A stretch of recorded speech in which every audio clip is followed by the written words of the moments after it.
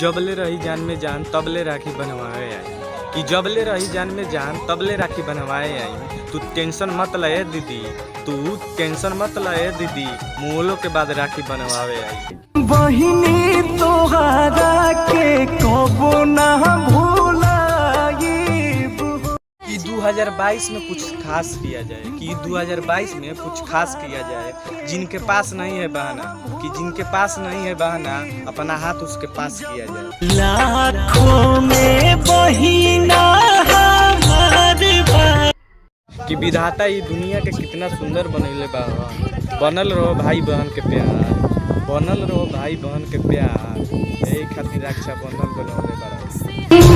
बहिनी तोहरा के कबो ना भूलाई।